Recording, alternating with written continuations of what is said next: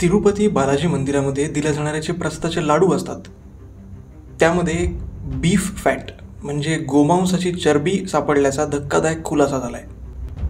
मूळ मुद्दा असा की हे प्रसादाचे लाडू आधी साजूक तुपामध्ये बनवले जायचे, पण जेव्हा आंध्र प्रदेशमध्ये YSR काँग्रेसचं जगनमोहन रेड्डी यांचं सरकार आलं तेव्हा त्यांनी प्रोसिजरमध्ये काही चेंजेस केले आणि त्यामध्ये साजूक तुपाऐवजी जे केमिकल वापरण्यात आलं त्या केमिकलमध्ये फिश ऑइल आणि बीफ फॅट हे दोन घटक असल्याचा दावा सध्याचे आंध्र प्रदेशचे मुख्यमंत्री चंद्रबाबू नायडू यांनी एका सभेमध्ये केला आणि NDDB काफ या लॅबोरेटरीच्या अभ्यासानुसार त्यांचा हा दावा खरा सिद्ध झाला आहे. लॅबोरेटरीचा जो अहवाल आहे तो बिझनेस स्टँडर्ड या नामांकित वृत्तपत्रामध्ये छापून प्रसिद्ध झाला आहे आणि तुम्ही स्क्रीनवर तो आत्ता पाहू शकता.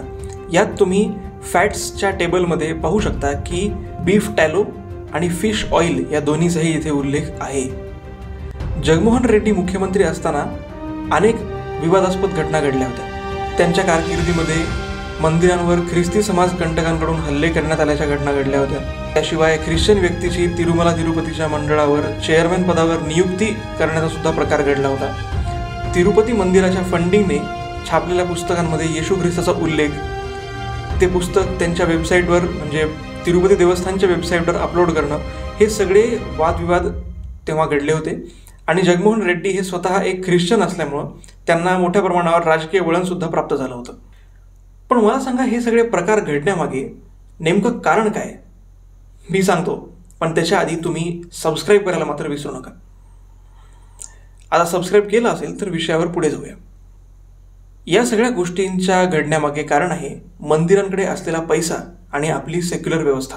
एक गोष्ट या ठिकाणी लक्षात घेण्यासारखी आहे की देवाच्या श्रद्धेपोटी तिथे काही दान धर्म करण्यामध्ये काहीही चुकीचं नाही आहे, परंतु जो कोणी त्या पैशांची व्यवस्था पाहतोय, मंदिराची व्यवस्था पाहतोय, तो त्या देवतेचा निस्सीम भक्त असायला पाहिजे, तरच ते पैसे योग्य ठिकाणी खर्च होतात. नाहीतर अशा प्रकारचा गैरव्यवहार होतो, भ्रष्टाचार होतो. हे आता पुन्हा एकदा हायलाईट झाले. जर भारतीय मंदिरांचा हा बाजार थांबवायचा असेल तर यासाठी आपल्याला काही गोष्टी लक्षात घेणं गरजेचं आहे आणि त्यानुसार पावलं उचलणं सुद्धा गरजेचं आहे. भारतीय संविधान प्रत्येक धर्माच्या व्यक्तींना स्वतःची धार्मिक संस्था चालवण्याचा अधिकार देते, परंतु ग्राउंडवर हिंदूंना हा अधिकार मिळतच नाही. कारण ऑलमोस्ट प्रत्येक राज्यांनी हिंदूंच्या मंदिरांवर नियंत्रण प्रस्थापित करणारे कायदे बनवून ठेवले आहेत. इतर धर्मियांना स्वतःचे धार्मिक संस्थानं मात्र मुक्तपणे चालवता येत आहेत. ते सगळे धार्मिक संस्थान टॅक्स फ्री तर आहेतच, पण त्याशिवाय सरकार स्वतःच्या खिशातून पगार दिल्याच्या घटनासुद्धा देशभरामध्ये अनेक राज्यांमध्ये घडत असतात. पण हिंदूंच्या मंदिरांवर मात्र सरकारचं अधिकाऱ्यांच्या मार्फत नियंत्रण एस्टॅब्लिश झालेलं आहे. या मंदिरांच्या नियामक मंडळांवर किंवा संस्थाचालक मंडळांवर सरकारी अधिकारी नियुक्त होतो आणि अनेकदा हे अधिकारी देवभक्त नसतात. या अधिकाऱ्यांचा त्या देवतेवर विश्वास नसतो आणि अनेक वेळा तर ते अधिकारी हिंदू धर्मीय सुद्धा नसतात. त्याशिवाय कर्नाटकमध्ये रिसेंटली हिंदू मंदिरांवर 10% टॅक्स लावण्यात आला. हे सगळे प्रकार ऑन ग्राउंड हिंदूंच्या धार्मिक संस्थांवर होत आहेत. तुम्हाला वाटत असेल की इतर वेळी हिंदूंच्या भावनांचा मजाक उडवणारे आणि अँटी हिंदू बिहेवियर करणारे जे काही सेक्युलर राजकीय पक्ष आहेत त्यांना मंदिरांच्या व्यवस्थापनामध्ये अचानक एवढा इंटरेस्ट काय यायला लागलाय? त्यामागे कारण आहे मंदिरांचा पैसा. मंदिरांची संपत्ती पाहून या सेक्युलरांची लाळ टपकायला लागते की काय असा प्रश्न पडायला लागलाय.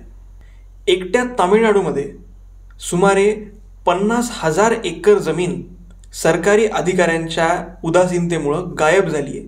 इट व्हॅनिश्ड असा उल्लेख आहे. म्हणजे ती जमीन कुठे गेली, भ्रष्टाचार झाला, नेमकं काय झालं याचा काहीही पत्ता नाही, चौकशी करायचा सुद्धा पत्ता नाही. सुप्रीम कोर्टाने मागे आदेश देऊन सुद्धा त्याची अंमलबजावणी होत नाही. पण कायदा दुरुस्ती होते, कायद्यामध्ये बदल केला जातो आणि कोर्टाच्या अखत्यारीच्या बाहेर जाऊन मंदिरांचा ताबा मिळवला जातो. एवढी भयंकर व्यवस्था तामिळनाडू राज्यामध्ये सुरू आहे.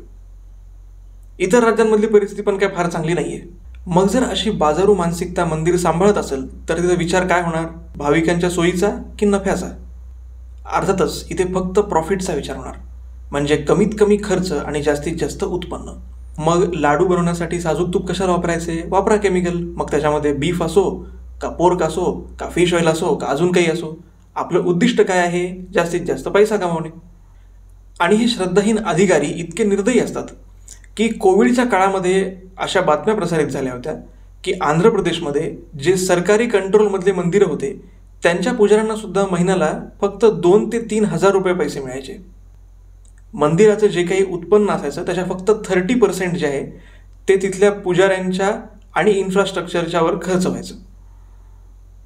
त्यांना हे कोर्टाने सांगावं लागलं की मंदिराचा जो मुख्य एलिमेंट आहे, तुम्हाला जो काही खर्च करायचा आहे त्यामध्ये मोठा पार्ट हे जे देखभाल करणारे लोक आहेत त्यांच्या सॅलरीचा असला पाहिजे. बरं, पुजाऱ्यांना 2 ते 3 हजार रुपयाची सॅलरी दिली जाऊन जे तिथले सरकारी अधिकारी आहेत ज्यांचं त्या देवतेच्या देखभालीसाठी वगैरे काहीही योगदान नाही आहे, त्या लोकांची सॅलरी मात्र पुजाऱ्यांच्या 10 पट जास्त होती. मग ते अधिकारी त्या देवतेचे भक्त असो नसो, ते प्रामाणिक असो नसो, आणि ते हिंदूसुद्धा असो किंवा नसो, मला सांगा 2 ते 3 हजार रुपये पगारामध्ये कोणाचं घर कसं चालू शकेल? मग ते पुजारीसुद्धा भ्रष्टाचार करतात. दर्शनासाठी एक्स्ट्रा पैसे घेणं, बाहेर वेगवेगळ्या प्रकारच्या पूजा सांगणं, VIP पासेसची ब्लॅक मार्केटिंग करणं, हे सगळे प्रकारसुद्धा मंदिरामध्ये घडतात.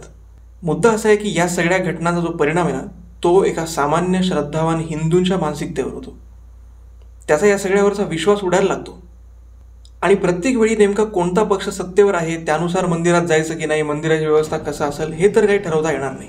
त्यामुळे यावर 2 उपाय आहेत.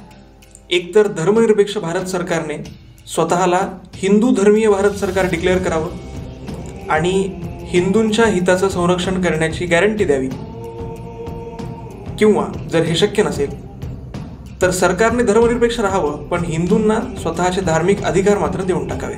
जसं इतर धर्मियांना त्यांचे धार्मिक संस्थान चालवायचा अधिकार आहे तसा तो हिंदूंना सुद्धा पूर्णपणे देशभरामध्ये नेशनवाईड देऊन टाकावा.